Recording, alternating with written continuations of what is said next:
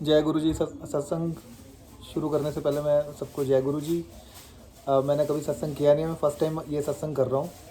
गुरु जी की बहुत बहुत कृपा है हमारे ऊपर कि गुरु जी ने हमें आशीर्वाद दिया और हम आज ये सत्संग कर रहे हैं। और मैं तो ये सत्संग करने के लिए बहुत बहुत दिनों से सोच रहा था, पर आज मैं हिम्मत करके सत्संग कर रहा हूँ।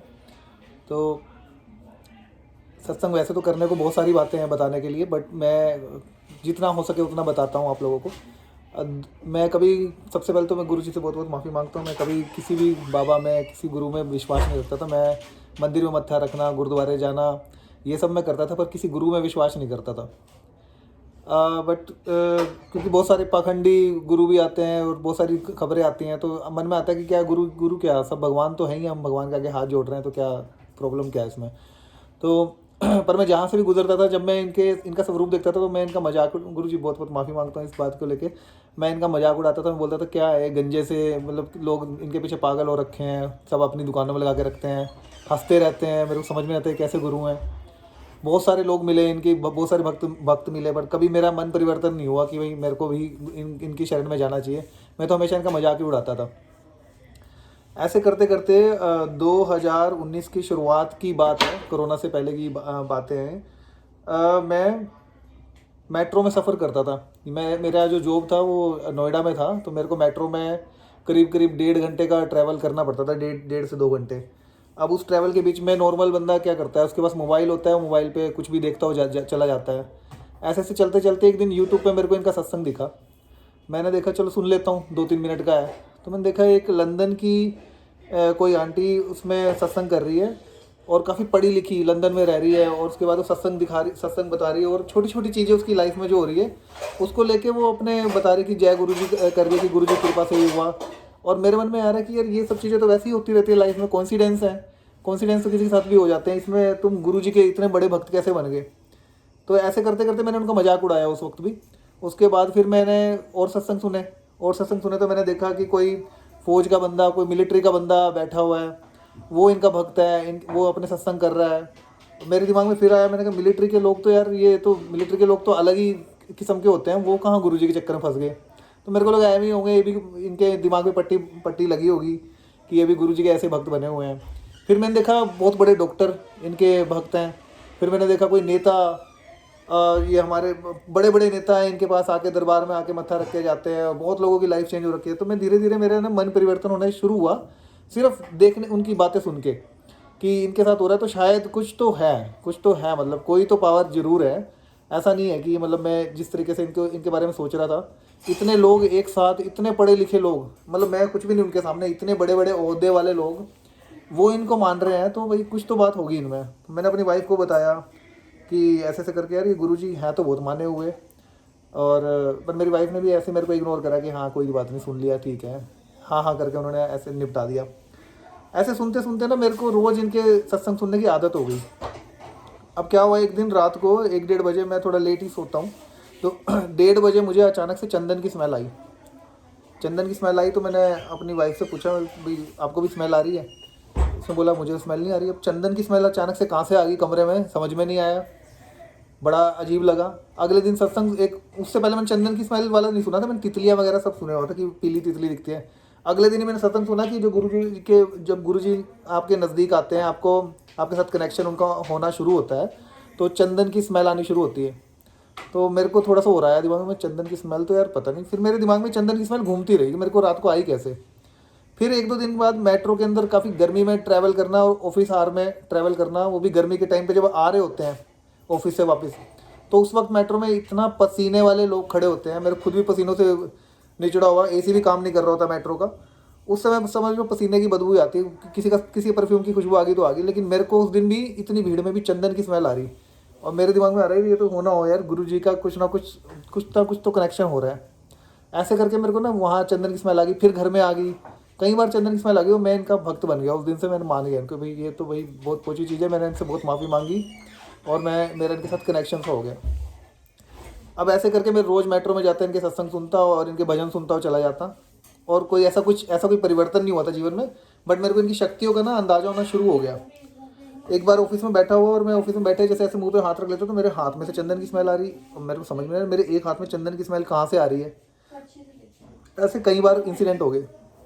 उसके बाद क्या हुआ, ये मेरा ऑफिस मेट्रो का ट्रैवल छूट गया और मेरा ऑफिस हो गया गुड़गांव में। अब मेरा मेट्रो का ट्रैवल तो होता नहीं था, तो मेरा ये सत्संग भी छूट गया।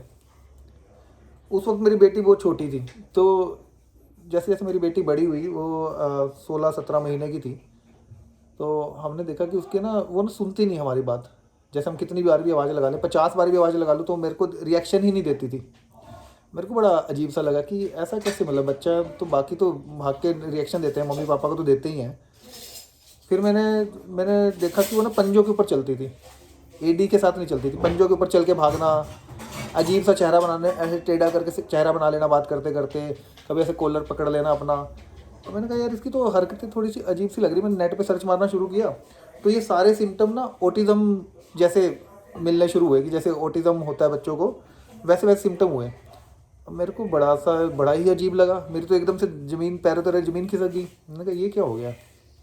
मैं नेट पे सर्च मारना शुरू करा, मैंने कहा इसका तो क्या क्या इलाज है, इसका कोई इलाज भी नहीं है। मैं तो बहुत ज़्यादा घबरा गया। और मेरा ऑफिस के काम में मन नहीं लगता, दिन रात में बस इंटरनेट पे सर्च करता रहता, गूगल खोल के, कि भाई क्या किस तरीके से इस चीज़ से निपटा जा सकता है, कैसे ठीक हो सकती है। कोई इलाज नहीं, कुछ नहीं, बस और उल्टी से उल्टी चीज़ें समझ में आनी शुरू हो गई। और उसके हाव भाव भी वैसे ही। तो और मेरा रोना निकल जाता था सोच सोच के। एक दिन बड़े बड़े रात को मेरे दिमाग में आया, यार मैं गुरुजी के, मेरे को एक बार कनेक्शन हुआ था 1-2 साल पहले। तो मेरे दिमाग में आया कि यार मेरे को तो उनको अपना लेना चाहिए, मेरे को उनका स्वरूप लेके आना है किसी भी तरीके से। तो मैंने इंटरनेट से इनका स्वरूप लिया। ये जो येलो वाला स्वरूप आप देख रहे हैं, ये बड़े वाला स्वरूप, ये मैंने नेट से डाउनलोड किया। मैं गया फोटोग्राफर के पास, मैंने उनको बोला, मैंने एक बड़ा सा फ्रेम गोल्डन कलर का सिलेक्ट किया और मैंने बोला ये बना दीजिए आप। और उन्होंने बोला ठीक है। और उन्होंने डिलीवर, मैंने कहा घर पे डिलीवर कर देना, उन्होंने घर पे डिलीवर कर दिया। और 5 तारीख को ये गुरुजी का जो ये स्वरूप है, बड़े वाला स्वरूप, ये मेरे घर पे आ गया। पर लगाने वाला कोई नहीं आया। वो कह रहे लगवाना आपको किसी और से पड़ेगा।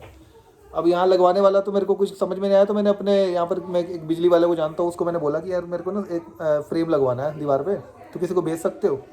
तो उन्होंने उस दिन बोला कि हाँ भेजता हूँ, पर कोई नहीं आया। नेक्स्ट डे मैंने फ़ोन करा, तब भी कोई नहीं आया।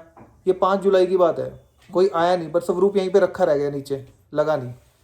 पर 7 तारीख को सुबह सुबह अपने आप ही एक बंदा आया। उस दिन मैंने बुलाया, बस मैं उठा ही था, अपने आप दरवाजे की घंटी बजी और उसने, बिजली वाले ने बोल दिया होगा कि इनके घर जाना है। तो वो आया, बारिश हो रही थी काफ़ी, बारिश में वो आया बंदा। खोलते ही उसने बोला जय गुरु जी। मतलब उन्होंने बिना स्वरूप देखते ही पहले वो गुरु जी के भक्त लगे मेरे को। मतलब उन्होंने स्वरूप को देख के बोला जय गुरु जी, मतलब वो गुरु जी के भक्त थे। तो गुरु जी के भक्त से ही ये इस दीवार पे इन्होंने प्रस्थान किया है। गुरु जी के भक्त ने ही लगाया है इनको। और मैं बड़ा खुश हुआ, मैंने तो गुरु जी के भक्त यहाँ लगाने। 7 जुलाई को ही लगे। 1-2 दिन के बाद, मतलब उसी उसी उसके अगले दिन मुझे पता लगा 7 जुलाई को उनका बर्थडे होता है। मैं बहुत नया नया एक तरीके से भक्त था इनका। तो 7 जुलाई को मेरे को पता लगे, तो 7 जुलाई को ही गुरु जी ने हमारे यहाँ घर में प्रस्थान किया है सही तरीके से। मैं बहुत खुश हो गया, भाई ये तो बहुत ही बढ़िया हो गया यार। अच्छा, उसी दिन जिस दिन स्वरूप लगा था, उस दिन मैं अपनी बेटी को गोद में उठा के लेके आया। मैंने कहा बेटे बोलो जय गुरु जी। मेरी बेटी बिल्कुल नहीं बोलती थी उस दिन। बस मेरी वाइफ वॉशरूम में थी, नहा रही थी, और मैंने उसको गोद में उठाया। अपनी 17 महीने 18 महीने की मेरी बेटी थी। मैंने उसको बोला बेटे बोलो जय गुरु जी। तो उसने पहली बार में ही बोला जय गुरु जी। और मेरा दिल अंदर से इतना पॉजिटिव हो गया। मैंने कहा ये कैसे हो गया। मैंने अपनी वाइफ को बताया।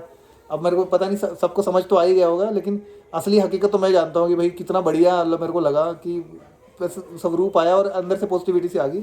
उस दिन से लेके आज तक मेरी बेटी में कोई ऐसे सिम्टम नहीं, कुछ नहीं, सब कुछ नॉर्मल है। नॉर्मल बच्चों की तरह ग्रो कर रही है जैसे, और बहुत अच्छी एक्टिव, एकदम अच्छी आर्टिस्ट है वो, बढ़िया। गुरुजी को बहुत प्रणाम करती है, गुरुजी को बहुत मानती है। अभी 5 साल की है। तो ये मेरा बहुत बड़ा सत्संग है। उस दिन से मैं गुरुजी से पूरे तरीके से जुड़ गया, मैं इनको मान गया। और उस दिन के बाद ना छोटी छोटी बहुत सी चीज़ें लाइफ में होती रही, अभी भी होती रहती हैं। बहुत छोटी छोटी चीज़ें हैं, अगर मैं आपको सुनाऊंगा तो जो गुरुजी के भक्त नहीं है उनको लगेगा कि ये तो कॉन्सिडेंस है यार, किसके साथ नहीं होती ये चीज़ें, हो जाती हैं तो सबके साथ ही हो सकती है। और मैं मानता हूँ हो सकती हैं, लेकिन जब आपको पता हो ना कि आप गुरुजी से जुड़े हो, तब ये चीज़ें हो रही हो, तो आपके मन से बस यही निकलेगा जय गुरुजी। क्योंकि ये हर बारी चीज़ें अच्छी कैसे हो जाती हैं, कभी तो बीच में टेढ़ी मेढ़ी हूँ, लेकिन फिर हम मुसीबतें आती हैं, मुसीबतों से फिर निकल आते हैं हम। तो ऐसी ऐसी बहुत सारी चीज़ें होती हैं। तो ये मेरा एक छोटा सा सत्संग था। एक और सत्संग है जो मतलब फ़नी तरीके से बोल लो आप, हम इंसान हैं तो हमारे दिमाग में ना डाउट आते रहते हैं हमेशा ही, हमारा मन कभी टिकता नहीं है। तो एक दिन मैंने नया एसी लगवाया था, नया एसी लगे हुए कुछ ही 1-1.5 महीना ही हुआ था। तो मैं अपने बेड पे लेटा हुआ, मैंने बोला गुरुजी अगर आप सच में हो तो चलो आज अच्छा मेरे मन में डाउट आ गया, इतना कुछ होने के बाद भी, मतलब हम इंसान कितने तुच्छ होते हैं, हमें मेरे दिमाग में फिर ये आ गया कि अरे ये तो कॉन्सिडेंस ही होगा। मैं भी आप लोगों की तरह, जो भी जिनको लग रहा होगा ये कॉन्सिडेंस है, मैं भी वैसे सोचने लगा। तो मैंने बोला गुरुजी अगर आप सच में ही हो तो अच्छा ऐसा करो, मेरी नींद आराम कर दो, आप मेरा एसी ख़राब कर दो। मैं ऐसे बोल के सो गया तो सुबह 5 बजे गर्मी लग रही, मेरी वाइफ उठी, करी एसी ख़राब हो गया अपना। अब मेरे को हंसी आ रही, मैंने कहा एसी ख़राब नहीं हुआ, मैंने एसी खुद करवाया ख़राब, मैं फालतू में पंगे ले रहा था गुरुजी से।